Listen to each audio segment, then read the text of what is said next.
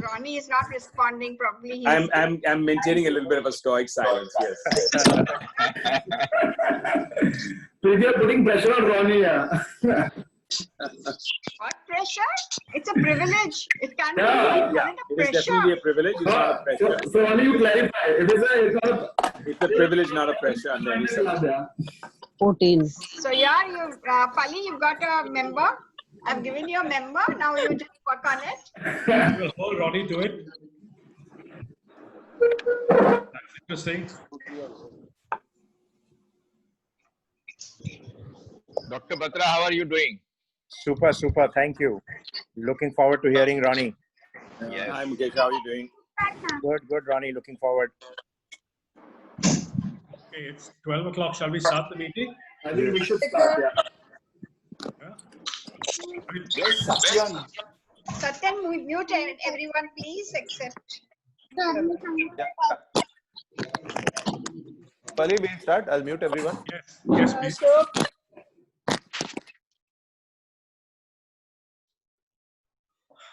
Fellow Rotarians, the meeting is now called to order. Please rise for the national anthem.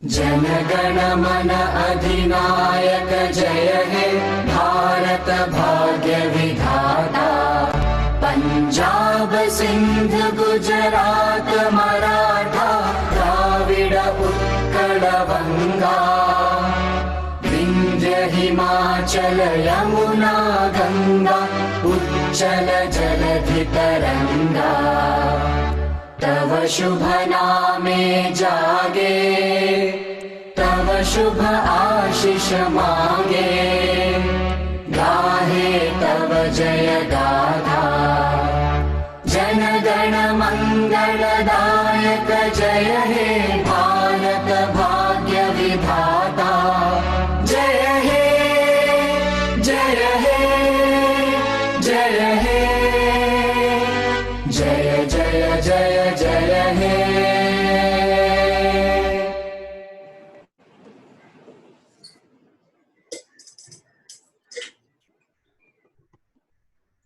It gives me great pleasure to welcome our guest speaker, Mr. Ronnie Screwvala, entrepreneur and philanthropist, who will be in conversation with our very own Rotarian Dr. Prakriti Poddar.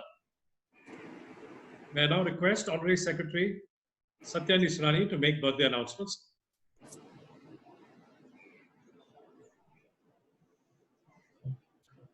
Satyan, please go ahead and make the birthday announcements.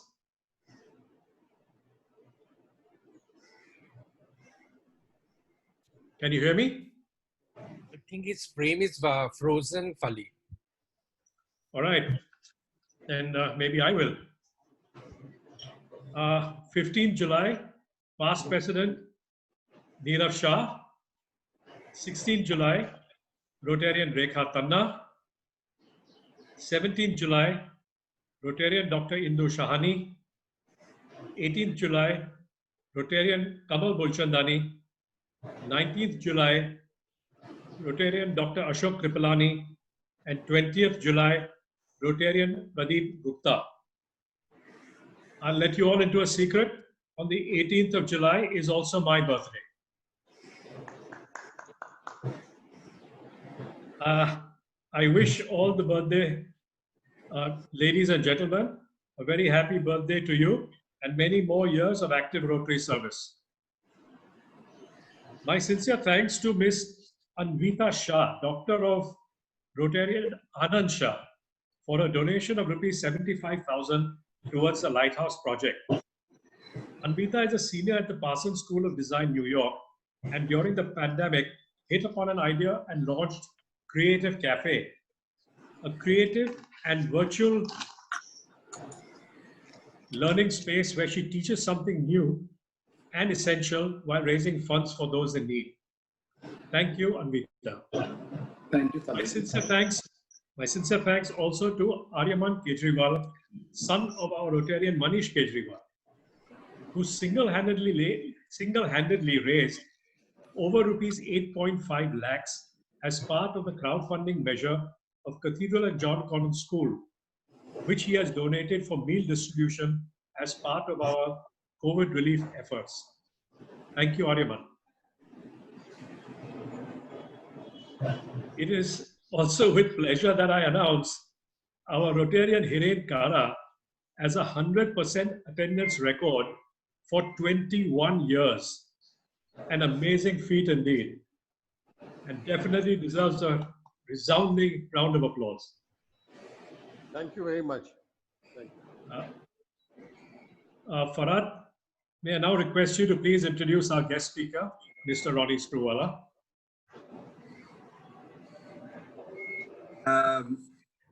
Good morning, ladies and gentlemen, fellow Rotarians. Great pleasure in introducing Ronnie Screwvala.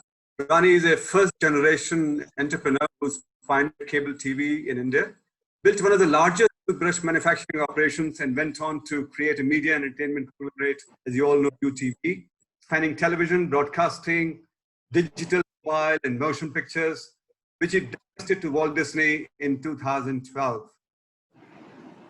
Ability to merge creativity with commerce. Newsweek termed him as the Jack Warner of India. Esquire rated him as the 25 most influential people of the 21st century, and Fortune as Asia's 25 most powerful individual. In innings, Ronnie is driven by his interest in championing entrepreneurship, authored a book on entrepreneurship titled Dream, Your Eyes Open. I'm sure some of you have read it. And also focused to build his next set of ground-up business in high growth and impact sectors. Put in on massive opportunity that exists in creating an online education company of scale, focusing on post-graduation, higher studies, and specialization areas. U Sports is committed to build a sports company that's spanning across sports like kabaddi, football, motorsports, and esports, while leading team ownerships as well as grassrooting training programs. He is also passionate about social welfare and is active along with his wife Zarina as founder trustees of the Swadesh Foundation, which operates with the single-minded focus of empowering 1 million lives in rural India every 5 or 6 years through a unique 360-degree model with verticals in water, sanitation, health, nutrition, community mobilization, education, and most importantly, agriculture and livelihood to lift them out of poverty permanently. Ronnie, I'm deeply grateful to you for agreeing to come and speak at the Rotary Club of Bombay. And I'm sure we're looking forward to a very interesting conversation with our dear Prakriti Prodar. So over to you, Prakriti. Thank you. Thank you. Thank you, Farad, for the introduction, and looking forward to the conversation. Thank you. Thank you so much for giving me this opportunity, ladies and gentlemen, to be one of the, this is our first meeting, and having Ronnie in our first meeting and having the ability to converse with him, I think it's a tall order to fill for the rest of the year. I think you guys have to really plan now. It's really exciting. This is my second time actually meeting Ronnie. I met him first at the Silence Total Insurance Jodo conference, which I held on the 5th of March. And really studying his journey at that point, I think it's really important to mention that, of course, first generation entrepreneur, but highlight the fact that it was complete bootstrapping. You had to go against your parents' normal belief systems. There was no angel funding, and it wasn't as simple as it is today, right? It was difficult. And of course, being a master of impact and disruption, I of course, when I start to do anything, I want to go into the market and really research the person I'm talking to, on first-hand information basis. So I must have made calls, and I'm sure some of you can vouch for that. Like, do you know Ronnie? Do you know Ronnie? I mean, I need to know the real Ronnie, because we're, bringing him here and we want to talk to the real Ronnie. And they said, well, he's just really smart. He does his research on everything. And before you want to know anything about him, he probably knows everything about you, because that's Ronnie. He is extremely passionate about every single thing that he does. And when he talks about dreaming with his eyes open, he does that. And it's on every entrepreneur's bookshelf. So I'm really excited. And the reason we're going to draw this conversation on your three major verticals, your ed tech, baby, your Swadesh Foundation, of course, and also the kind of corporate investments that you've made in your portfolio companies as a family office, and just really driving the change that's required currently, the pivoting, the cultural shift. And I think you made a statement called the tectonic movement and the opportunity, almost like a perfect storm in India. So let's start with your first talk on EdTech, because I'm most excited about that. And of course, you understand the DNA of India, and you understand that there's no accepting the status quo. And so I'd like you to share with our members, really, what does that mean in the sort of education for life space, and what we need as human beings building this economy? Yeah, well, firstly, thanks, and thanks for your very kind words. And we're halfway through the year, so you have only the other half of the year to get really challenged. I mean, the last 4 months, I think for all of us sitting at home, I think is faster than when we've done our chores in every sense of the word. And I'd just like to say that I think the interesting part of the last 3 months for all of us, outside of some of the things, I think all of us here, I can say very confidently, we're all very blessed, even though we're stuck at home or working from home. But I think we're very blessed compared to what's going on outside. But I think what has been totally disrupted more than anything else, including EdTech, and I'm happy to speak about that, is what I would call habits and routines. And I think that's the best thing that's happened to many people. For the first time, we've really disrupted our habits and our routines.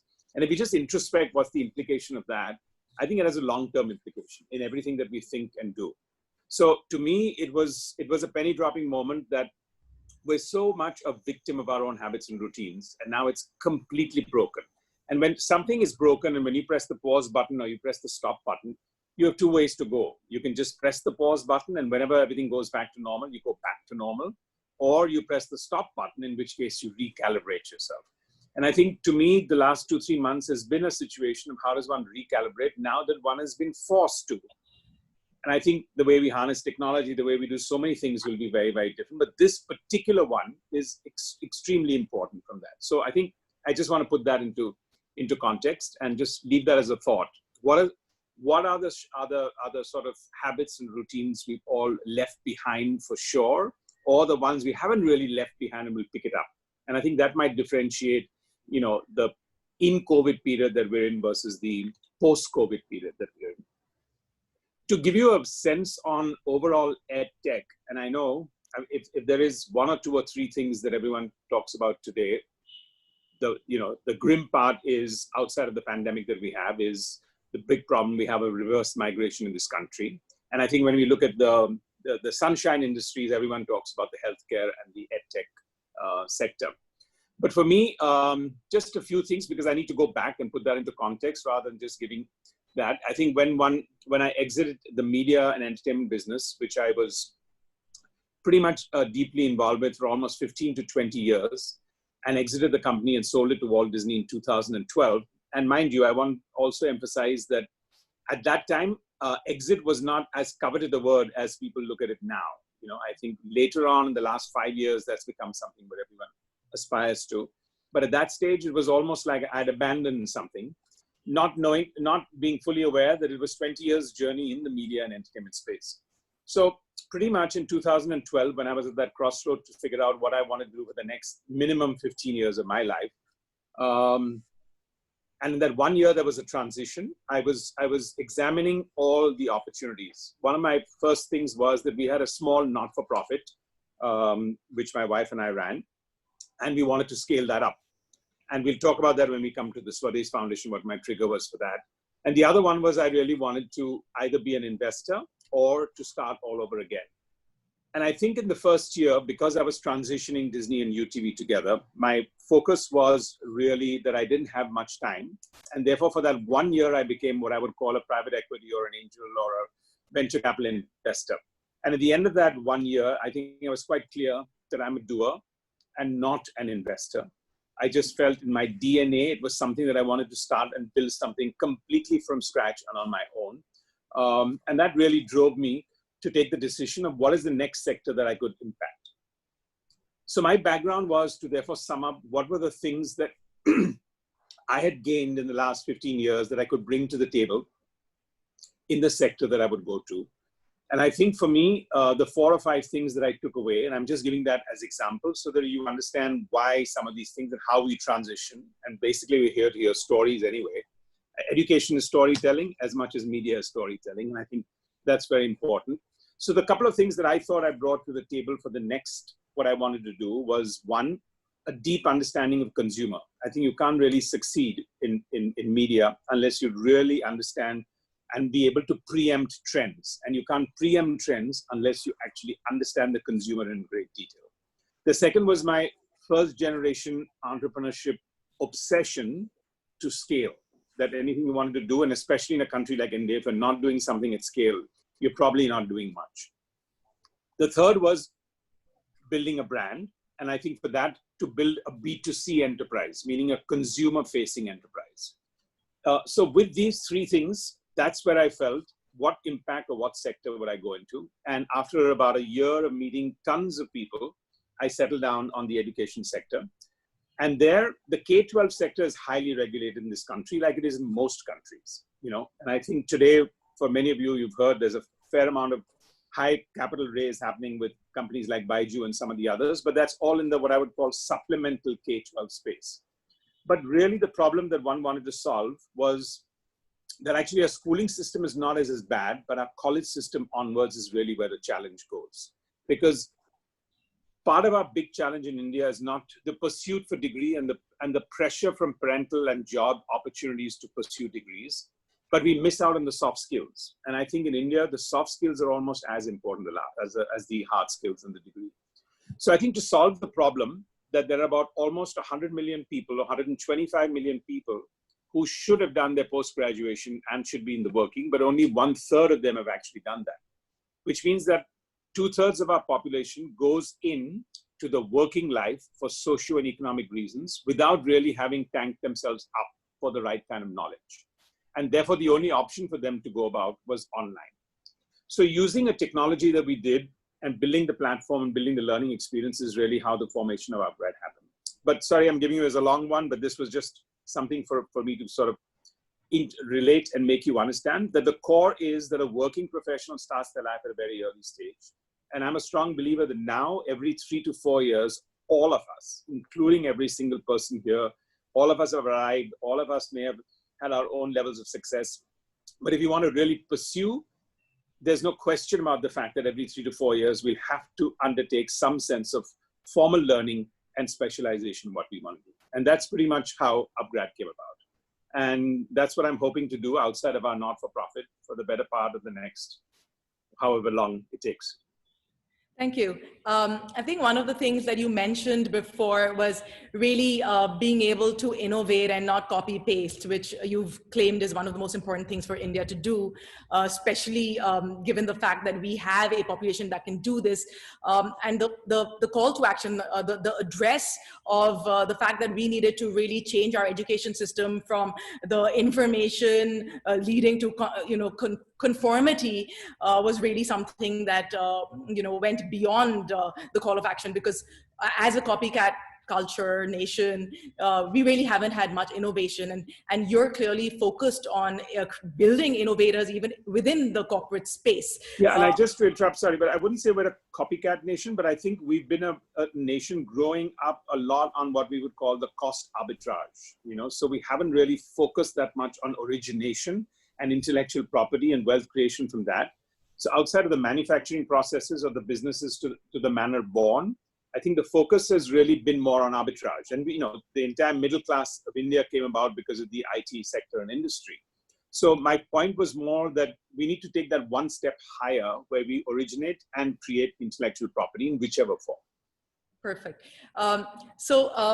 What do you think that, because obviously companies are investing and putting their employees as well in your UpGrad. What do you think would be some of the great skills for them to pick up now, especially as they have to pivot, given the 2020 that follows? So I think it's an evolving one. I think the first one for us that we focused on, and look, again, as I said, we have almost 2 waves in which we want to look at education post-college. So for us, the consumer is someone who's from 18 to 48. And I don't have any disrespect for all of us who are above 48, because you still need to learn after 48, so don't get me wrong. but it's just, that's the kind of core group where every 5 years we expect them to really come to us. And so the one fork is the deep learning and the degree of approach, but the other fork really is the soft skills. Because almost 60 to 70% of the people have knowledge, but they can't get past a really good interview. They won't speak up in a conference or a meeting room. All of us here are extremely privileged. We come from a different kind of education background. Those are some of the equal challenges of learning soft skills, confidence levels, conviction levels. So on both these, we started off with focusing on data and data science and data analytics. That's a very, very large segment. And then all of machine learning and artificial intelligence and virtual reality and artificial reality come under that one segment. Because the power of data today is actually one of the most backdrops for almost all decision-making, all analysis, understanding your consumer, and taking every business decision. What data analytics allows us to do, and for me as an entrepreneur, is all of us sit here and say, finally, I'll understand all of this and I'll take my decision based on my gut. But actually a gut decision is not something you wake up in the morning and take that. That's a silly decision you would take. The gut decision is an evolved gut, meaning that your failures, your successes, the data points have allowed you to get your gut fine-tuned enough for them to go with your gut decision. So data is at the core of what we want to do. But I think also the question of today, when we're looking at our undergrad and graduation degrees, the way they're necessarily taught in the curriculums, which are 4 years long, is huge. So how do we take something, even the focus of being an MBA, but in business analytics versus marketing? Those are the elements that I think are the careers of tomorrow. And therefore, our focus is really to build that 100% online. Amazing. I'm so intrigued by how soft skills can be developed online. It's exciting. It's an exciting space. But soft skills normally gets developed because you need to introspect. And I'll give you this thing, in school, outside of a little bit of sport, I was much more the elocution, debates, and dramatic person in school. And I can tell you that one of the best lessons I learned in elocution, which resounds for me in everything that I do after that, is this person who used to teach me. And basically, they recorded everything I did. And I had to, and at that stage, I'm talking about many, many, many years ago, that impact of looking at what you've done and being a mirror and being able to reflect on it is a huge learning curve for almost everything we do in life. Yes. Amazing. And most people just go with the journey and don't actually stop to introspect on that.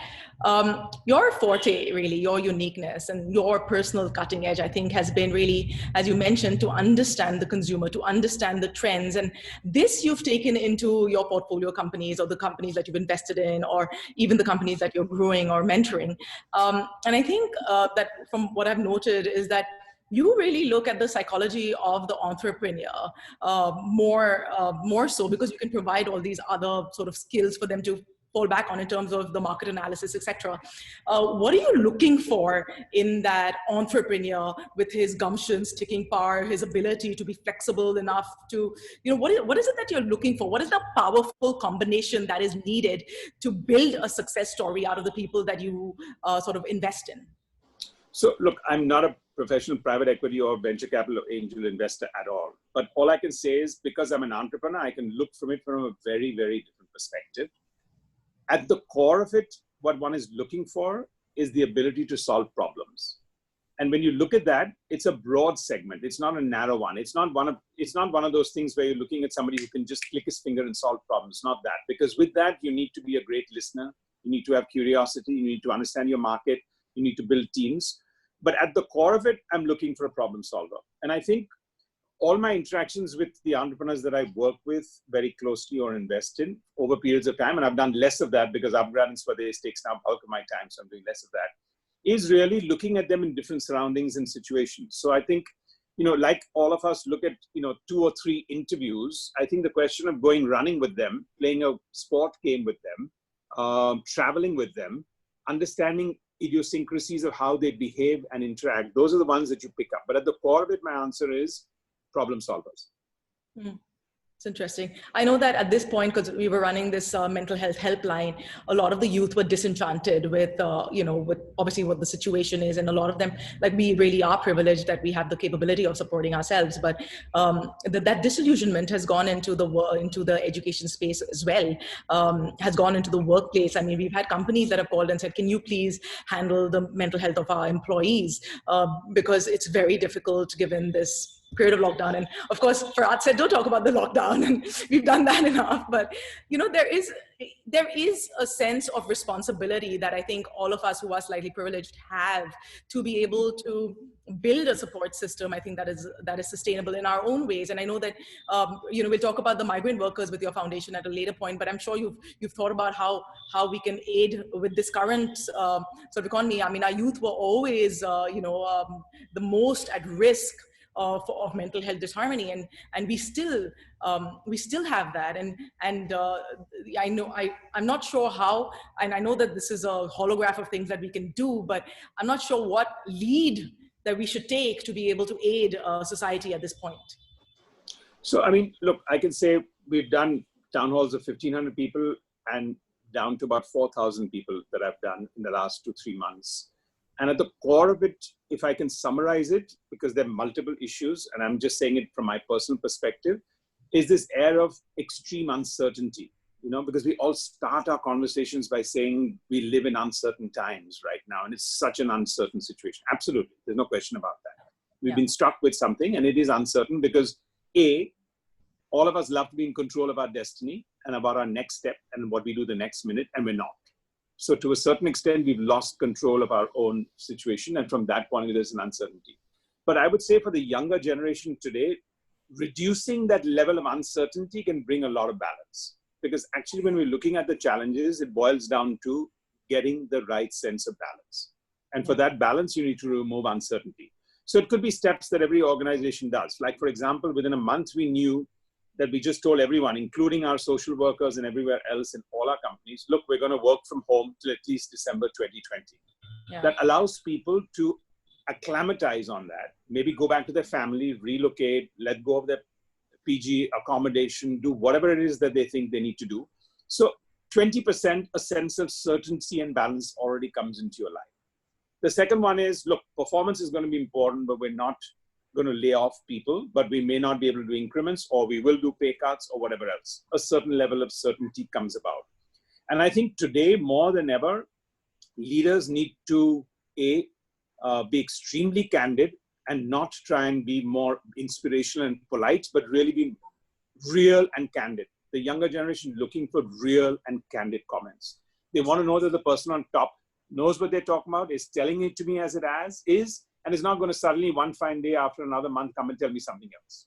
And the last one to that would be that bad news has to travel up faster than good news at a time like this across the board, because I think it really makes an incredible amount of difference. It builds trust. So between removing uncertainty, balance, and an enhancement of trust, it's a step by step. You're not going to be able to eradicate anything to that level in any case. So like literally sort of having them understand that we're all in this together, and this is what you have as a capability of supporting them, and this is what you don't have, and just being transparent. And over communicating. I would say there's no such thing as over communicating at a time like this for colleagues, team members, whatever it is required. Amazing.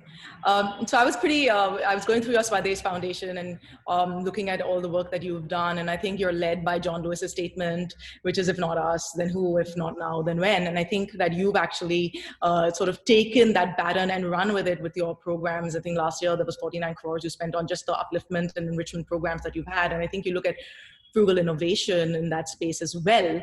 Of course, you wanted to, and I would love for you to share your journey, because you said you had a small sort of foundation, and then you and Zarina built this vision of 1 million lives, as Farhad said.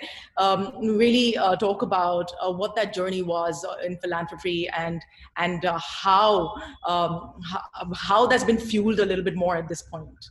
So I think the NGO, or at that time the trust, almost started in the late 80s and 1990s, and at that stage, again, didn't have a bank balance, didn't have any resources, but just one fine day we kind of said, 10% of what we do, we'd like to give back. And the first thing we had is a 10,000 square foot rented office, and we allocated 1,000 square foot of that to a sort of a creche and an old age home. And we got 1 or 2 volunteers. And the first 30 people in our startup company at that time, UTV, I think that it was a culture making moment, because the culture of the organization formed because it was not us, it was the whole company adopting this 1,000 square foot and the 10,000 square foot. And one could see that magic. One could also see, because at that stage when I was very, very young, didn't have the resources. And that's why I do feel that today when you want to give back, and I think the younger generation today is a lot more balanced and a lot more aware than maybe all of us were when we grew up, was this thing that you don't need to have to be able to give. And that sweat equity and giving something from your own toil is as important as cutting a check. Yeah. So that was pretty much what it was. And we kind of grew it. And one of the first employees we had in that trust, one fine day, her uncle comes from Raigad district in Maharashtra. So she said, drive with us there. There's a huge water problem. We're in the Deccan Plateau and it's intense, and come there and let's see if we can solve the water problem. So in that context, we went about. And I remember at one of our board meetings, Warburg Pincus was one of the first people who had invested into our company. And the board and director said, listen, there's something in your article of association where you kind of almost said 10% of what you'll make is going to go to charity. And what about the years and we won't make a profit? So I said, don't worry, we'll figure it out. We're entrepreneurs and we'll work around that. So we started with water and sanitation really in this very small geography. And that's how it kind of went about. So when people ask us why Raigad, like 50% of everything that happens in life to you is serendipity. This was also serendipity. Our first employee took us there. We liked it. We attached ourselves to the community. So cut to 2012, obviously, when we divested the company. And this is an anecdote I've mentioned kind of before, but I think both of us, while we thought it was the right thing to do was to exit the company to the Walt Disney Company, I think Zarina was a little bit more heartbroken of moving out of media and entertainment than even I was. So she went out to do a Teach for India 10-day course in Pune and came back and said, listen, I'm going to join Teach for India. So I got a little worried at that stage. There was a dinner table conversation. And I said, wait a minute. What does that mean? But we've got this organization that we've got. Why don't we try and do something there if that's what you want to do? And she said, yeah, but you're not serious about that. You're going to get involved with whatever you want to do.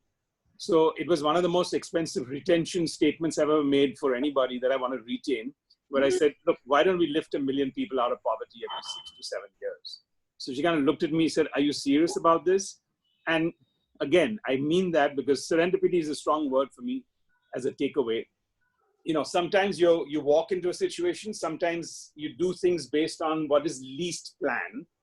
And I think literally the mission statement just got done because I felt, how do I retain Zarina from joining Teach for India, which is a fantastic organization by every stretch of imagination, and stay with us. And so that's how it pretty much started.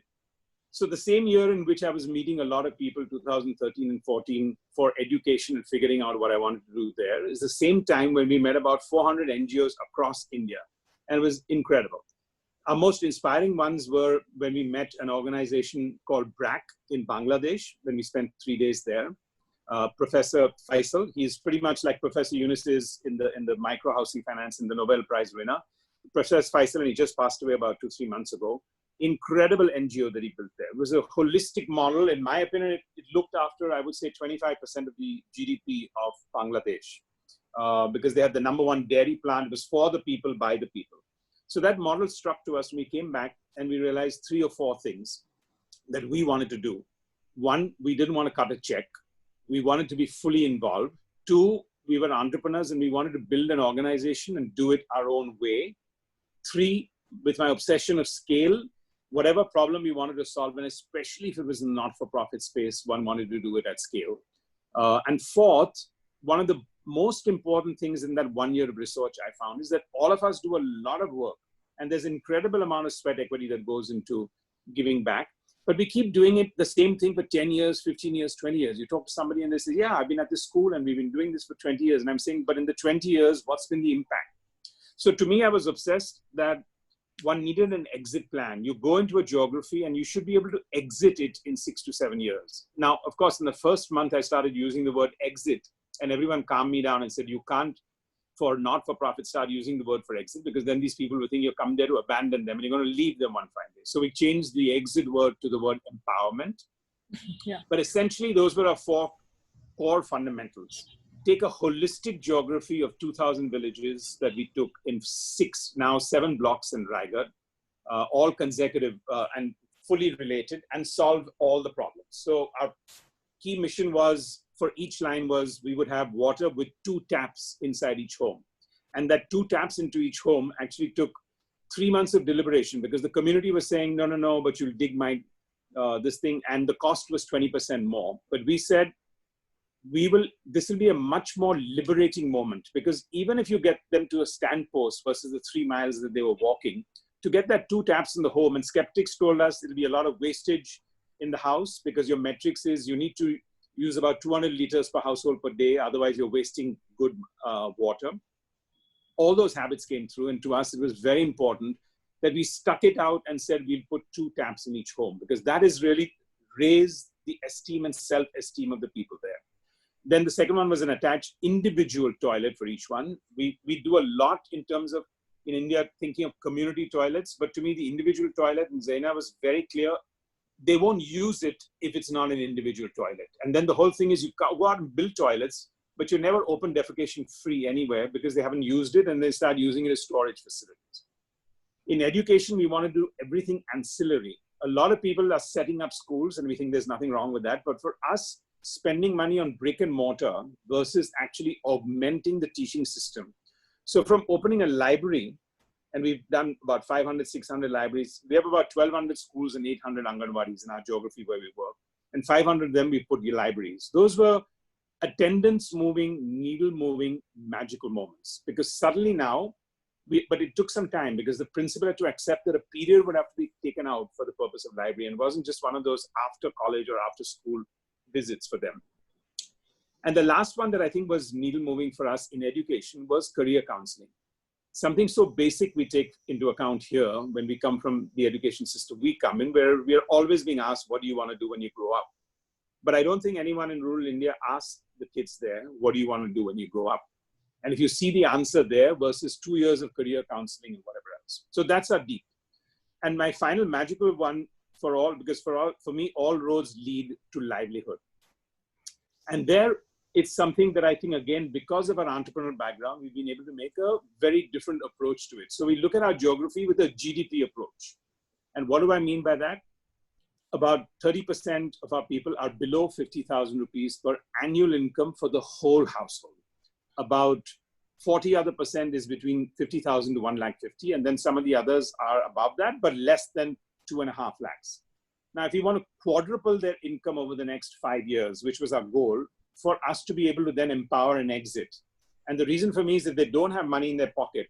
They always look for charity, and they're not in control. When are we really going to be able to exit from people? When they feel they're in control of their destiny. They don't need an NGO. They don't need the government. So that has really been our approach. But 30 to 35% of households don't have an earning member, and they don't own land. How do you solve a problem for people like that to be able to get into having a long-term income propensity? Therefore, communities need to be built. So one of the first things that we did, sorry, I wouldn't say first things, because there was a learning for us. So 3 years into our learning, village development committees came about. And today, one of the things that we did wrong in the beginning is we set our own targets. Because as business people, we're used to setting our own targets. But when you're doing something for the community and you're doing something in the not-for-profit space, you have to do the reverse of setting your own targets. You have to understand what targets they've set for themselves. So here I was trying to say, no, but we have to build 5,000 or 7,000 toilets, this whatever the criteria would be. And that was something that didn't work because we didn't have their buy-in. So it took us the 3rd year to figure out that actually we needed to create village development committees, and they need to give us their demand creation. And based on that, we would be able to do that. And that was a game-changing moment for us as we go forward. But today, just to sum up the livelihood last part, so whatever we invest, so if we do our outlays every year for Swadesh is between 70 to 130 crores. When I put 50 crores and Swadesh puts 50 crores into livelihood, what we expect is from the next year onwards, there should be an equivalent of another 50 crores of augmented livelihood for those households on a recurring annual basis. And that's been our benchmark. And we can only do that, and you can only measure that if you look at it with a GDP approach. So I think some of these have been very tough, incredible amount of failures, a lot of resistance, but staying the course. That's a long and tall order. It's very difficult. I know it sounds, we're trying to do village enhancement in Rotary, and we'd actually do that as well. And this year it's become one of our prime focuses for the Rotary Club. So talking about the migrant workers, I think that, you put something together for that. Can you highlight what kind of structure and support system you put in place just to be able to support them at this point? So just, I mean, for the last 5 years, we've been pushing for reverse migration a lot. And the reason is because even in our Raigad district, as most places, 30 to 35% of households in the villages are locked, which means people have come here. Yeah. So for the last 5 years, we've been having an ecosystem where we meet with the people in Mumbai who come from our Raigad district and actually figure out that 95% of them are not that happy. But the main reason they won't go back to their village is because of ego. Sense of pride. I wouldn't say ego, but a sense of pride, which means that I've made this shift. I've come to the city. Now I'll have to go with my tail between my legs to be able to admit defeat that, oh, it didn't work out for me in the city and I have to come back. So that was a big one from their perspective. But they live lives here, which at that 10, 11, 12,000 rupees a month salary, that they can't really send more than 1,000 rupees back home. And they live in abysmal surroundings here, which is why you've seen that massive exodus and impetus when everyone felt, my God, I'm not going to get my salary for 2-3 months. Let me get the hell out of here. Okay. And that's something, because that migrant population, unfortunately in India, we've ignored because they're neither urban nor are they rural. And even the politicians could not have anticipated the level of that migration instinct because we'd all forgotten about them. Yeah. So we had been working with them. And I think what happened is we would get, if we got 160 to 180 people to reverse migrate back to Raigad in our blocks every year, that would be a big moment for us. And then we had 75,000 people from our geography that migrated back in that 3 weeks. Just to organize the quarantine process for them and get the discipline of that, the villagers were incredible. That 75,000, at the end of that statistics, we had only 17 cases of COVID and 4 deaths. I wouldn't say the word only 4 deaths, but it was 4 deaths. It was well controlled. Then the next surge that came in took our numbers back from 75,000 to about 98,000 people migrated. And that's when there was a lot more that took place, which gave us lots of challenges. But today, I think some of the things that have happened is that urban India and all of us who run either a factory or an established need to understand. I personally feel that when they come back, they might be in a better position because they will demand higher wages, whether in the construction industry, whether in the real estate industry, whether in the F&B industry or whatever else. And I hope they do. And we're teaching them to do that. Because the point is, if they're coming back, they need to come back on a less miserable approach. But 30% between 2,000 to 3,000 entrepreneurs in our geography every year.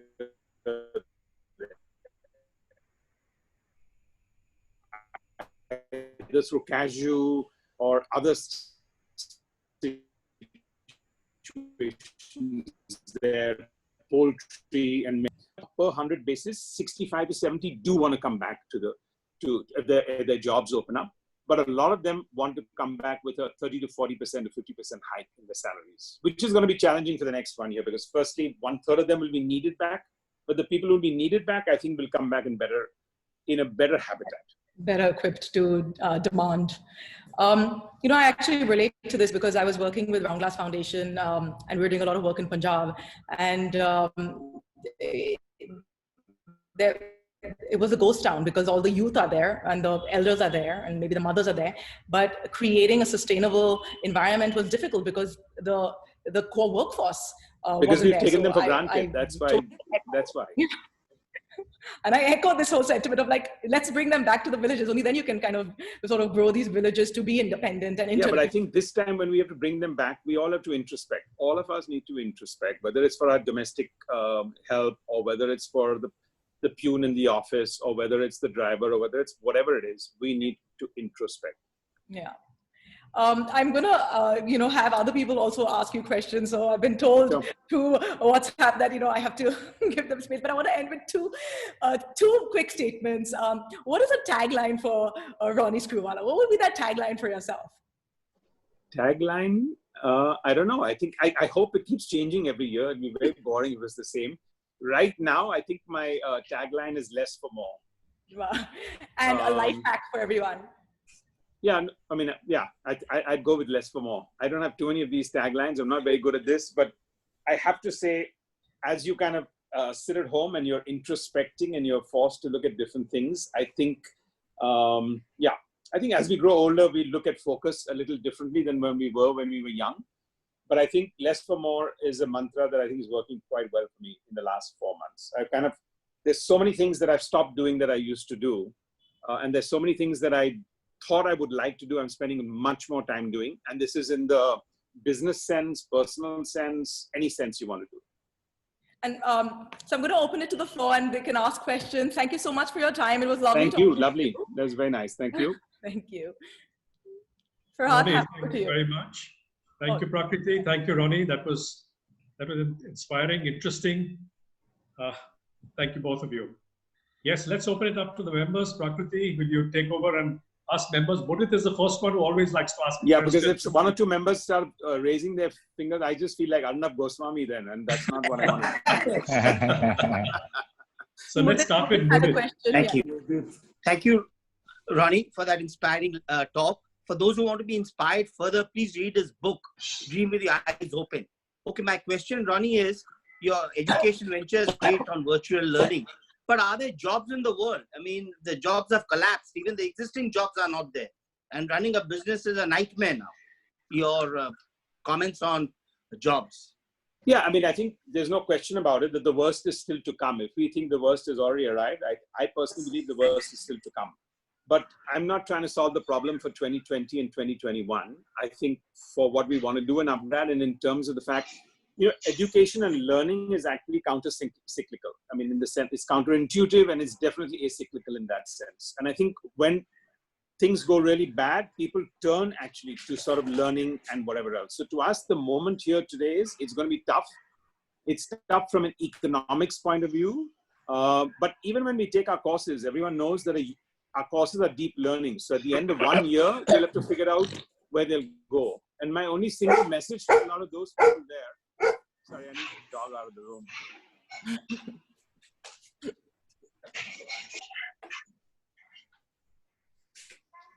Sorry about that.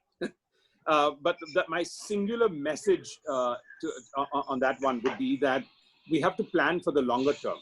And as job markets shrink, I would say that you need to be in the top 50 percentile of your company if you're either going to feel a little bit more secure or if you're not going to feel outdated. So now more than ever, the clarion call is that how are you going to try and be in the top 50% of your company in every sense of the word? A little bit more indispensable, a little bit more specialized, and a little bit more rounded. And I think that's pretty much why we believe what has happened because of COVID is a sense of urgency has crept into education overall and learning. The evangelism on online learning has happened. I would take years to convince universities. Today, everyone's convinced. But I do want to say that online learning is not about putting one camera in front of you and the same lecturer giving a lecture. That's not online learning. There's a lot more that goes with that. So to us, I think this is an interesting moment. We do believe that what we have had to do over the next 5 years, we can do in 2 because of the profile and the evangelism that online education has got today. Perfect. Yeah, Pratap. Yeah. Hi, Ronnie. That was, you've really been so clear and so down to earth about your expressions of your journey. I wanted to ask you about the moment you were faced with the $1 billion question, whether to sell or to stay the ground in media business. Yeah. So was the question is, what did I feel or what did I do or what did I what? Yeah, that was, I mean, what kind of a choice you had to make? I think it doesn't really pop that way. You don't think of an exit or you don't think of a sale from that perspective. And it just happened because Disney and I, we were a very great partnership. They started by owning 14% of the company, went to 34% of the company, and then were at 50% of the company. And we were still having a great partnership. And they had a strong establishment here and they were sitting on the board of UTV and we'd always discuss things. And one fine day they just popped the question saying, look, we are discussing similar strategies at 2 independent board meetings. Why don't we put it all together? And that was just pretty much as simple as it was. I think over the next 2 months, my assessment was if I wanted to move out of this, and we had spent the better part of 15 years building a brand. I couldn't think of a better brand to hand over it to, because Disney is a company that respects brands and wants to build that. The second for me was not really what am I going to do after that, but it was more that if we have 1,300 people working with us, would they feel a higher sense of pride having a visiting card which says Disney versus just UTV? And the answer for that was quite simple and straightforward. And from a timing of a business perspective, did it make eminent sense to do that? And I think all of those were there. It was the first time I also realized that being passionate about what you do is quite different from being emotional about what you do. And I think I can only say this in retrospect now, but at that point in time, that 2 months thinking and catharsis gave me that sense that I'm not emotional about what I've done here. I'm extremely passionate about it. I'll put that same passion to something, circumstances between the proposal, the offer, what I can do to the people, the brand, the company, and my long-term, what I wanted to do. It made eminent sense. Thank you. I think Dushyant, you had a question as well. Hi, Ronnie. Hi.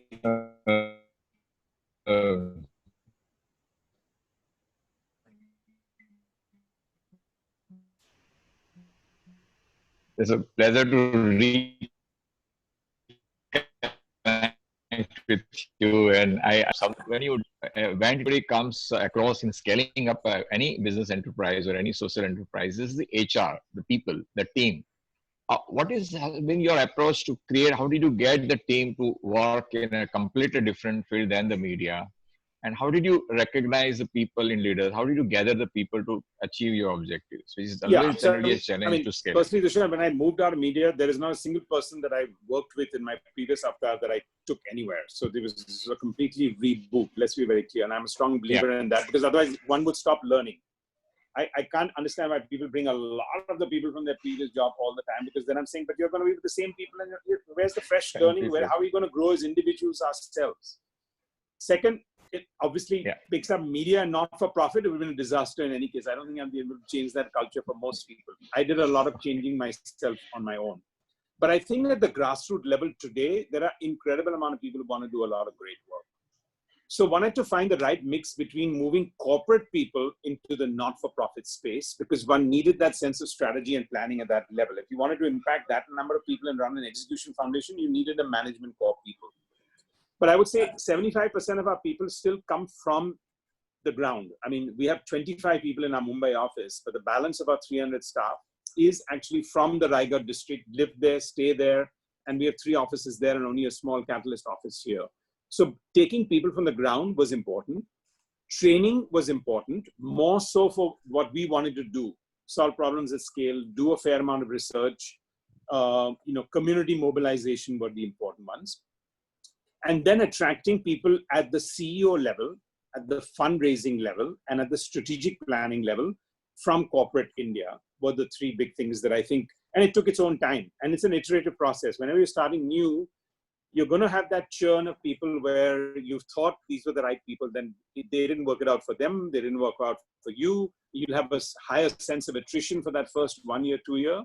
But the point is, you're holding the fort because you're fully involved with that state. If you start by appointing the CEO and then asking him to appoint people at that beginning, in the not-for-profit, it will be quite a challenge. Okay, thank you so much. The last question, I think Mr. S.V. Prasad, please go ahead. Thank you, Ronnie. Excellent, insightful as always. I still remember the Rotary meeting, you had one big takeaway I had was you said, look, for youngsters in the rural areas, agriculture is low tech. And what you're saying right now, that most of the villages, you hardly find young people, I kind of resonates with that.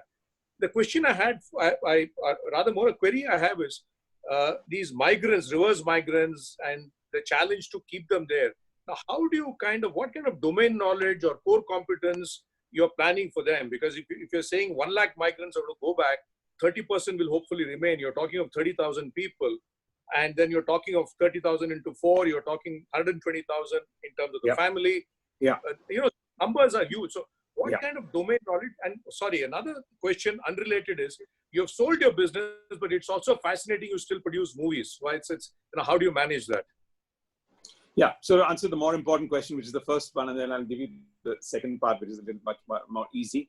I think skilling is an important one. So we do have a hub and spoke model where we've tied up with a company that does the skilling part for us. But if you look at businesses, like for example, we today have about 40 casual entrepreneurs. We get them to about 100 casual entrepreneurs, and each of them employ 20 people because it's about sorting. It's about, we help them with their inventory because cashew is something that only comes in 2-3 months of the year, Jan, Feb, March, when you get the raw materials. But the Konkan belt is known for its cashew part where we sit there.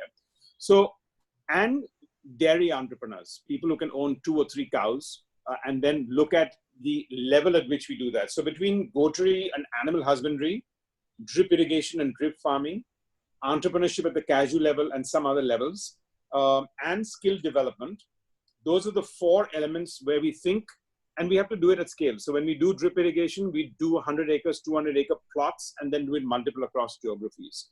So, and look, when we look at a GDP, when we even do drip irrigation, I can't force somebody to take 3 acres of their land and do drip irrigation because they feel after I make my produce, I was doing only paddy. I used to grow the rice and I used to consume it. I used to eat it. Now you're telling me do 3 crops a year. Where am I going to sell it? Who will I go to? Where's the marketplace? So where we have our dairy, every 9 kilometers, you need a chilling plant. Otherwise the milk is going to go bad. And then those chilling plants need to be with a Jain dairy or an RA dairy that takes it away from you. So that's the ecosystem that we're setting up. And we feel confident that we can have people to have job opportunities. But my focus is much more on creating individual entrepreneurs who can give jobs to at least 5 or 10 more. Thank you. On your last question, yeah, I think when my non-compete with Disney ended in 2017, I also realized that storytelling is a very impactful, not business, but a passion for me. And it was an unfinished business for me. And therefore, I just decided to do that as a passion and a hobby. Some people play golf on the weekends. I read scripts and I greenlight movies. Thank you so much. Lovely. Thank you so much. Thank you. Thank you. Thank you once again. Thanks a lot. Thank you, everyone. Thanks. Prakriti. Lovely being here, and thanks. I hope this was an enjoyable interaction session. It was for me, for sure. Thank you. Bye. Satyan, may I request you to give the official vote of thanks, please? Yes. Thank you, Fali. Mr. Screwvala, this was a really enlightening afternoon that you spent with us. I'm sure after today, we all will be more empowered to reflect on what our actions are and how we can be problem solvers. Your insights truly personify your mantra, less is more. So thank you so much. Thank you. And now for the statistics for the day. We've had maximum participation of 107, which includes Rotarians and Rotarians. Yes, Members, please note that the next meeting will again be an e-meeting on Zoom. It will be on the 21st, and we will have Mr. Harish Bhatt, the brand custodian of Tata Sons, speaking to us. The meeting now is adjourned. Thank you. Thank you. Bye, everyone. Thank you. Bye-bye. Thanks so much. Bye then, Ronnie. Thank you. Thank you. Thank you, Fali. Thank you. Thank you, everybody. Fali, I must congratulate you. It was a great start of the first meeting. Fantastic. Really, truly it was. Excellent, Yes, it was. excellent meeting. Thank you. Wonderful, excellent. Meeting. Yes. Thanks to the Superb. program committee. Superb. Fali, Farad, program, everyone fantastic. Prakriti, great it was. Very good going. Well done, buddy. Well done. Excellent. Well done, Thanks, Fali. Thanks, Fali. Great meeting, Pleasure, Fali. pleasure, everybody. Bye. Bye. Have a nice lunch, all of you. Thank you. You too. Yeah. You too. Yes. Make In our the lunch Taj, together. in the Taj ballroom. Yes, in the Taj ballroom. See you there. Ritu, you wanted cappuccino? Farad, Yes. something? Great start, Fali. Yeah, we will send it to him directly, Farad. I'm ready. Acha, okay. Yeah. Fali, great start. And Fali, happy birthday to you. Thank you. Thank you, and to you too, Malti. Your birthday also on the same day. Thank you. Thank you. birthday. Happy birthday, Fali. Happy birthday to you. in Thank you. advance. Thank you. Thanks, Farad. Don't make me older already. A few days to go. I know. I'm in the same boat. Sooner the better. Thank you, guys. Thanks, Have everybody. fun. Thank you. Thank you, Great. everybody. Bye. Bye. Bye. Bye, everyone. Bye. Bye, See you. bye, Bye, bye. Fali. Anjan, Bye, everybody. Yeah. take care. Nice seeing you guys. Yeah, same here. Cheers. Bye-bye. Yes. Bye.